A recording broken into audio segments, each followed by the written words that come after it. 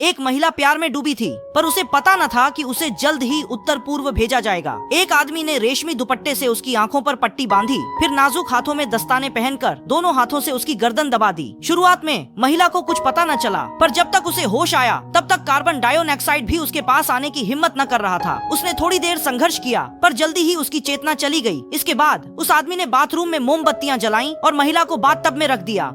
उसने कपड़े को सैनिटाइजर में भिगोया और उसके शरीर को साफ किया, फिर टॉयलेट ब्रश से उसके बिखरे हुए बालों को संवार दिया। यह मृतका का सम्मान था। इसके बाद उसने उसके झुमके, हार और अनामिका की अंगूठी उतार दी और फिर एक फ्रेंच स्टाइल का विदाई चुंबन दिया। ये 3 साल पहले की एक हत्या की घटना थी। हत्यारा जेल से छूटने के बाद हाल ही में ब्रेकअप झेल रही एन हाउ पर नजर गड़ाए हुए था। वह पीछे मुड़ा तो देखा कि एक ईंट लेकर खड़ा है। वह तुरंत भागने दौड़ा, पर हैरानी नहीं थी कि उसे ईंट से सिर पर जोरदार वार किया गया, जिससे उसके चश्मे तक 1 किलोमीटर दूर जा गिरे। इसी समय आसमान में कुछ अजीब हुआ। एक बिजली एस आकार में लहराती हुई आई और सीधे एन हाउ के शरीर पर गिरी।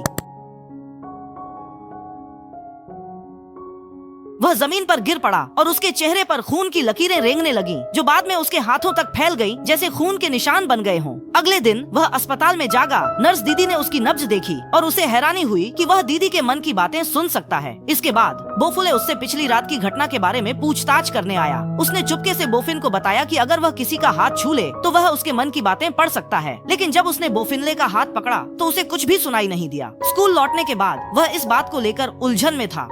अचानक उसे याद आया कि कहीं यह सिर्फ महिलाओं पर ही तो असर नहीं करता। इसके बाद उसने तुरंत सफाई कर रही आंटी का हाथ पकड़कर यह जांचा।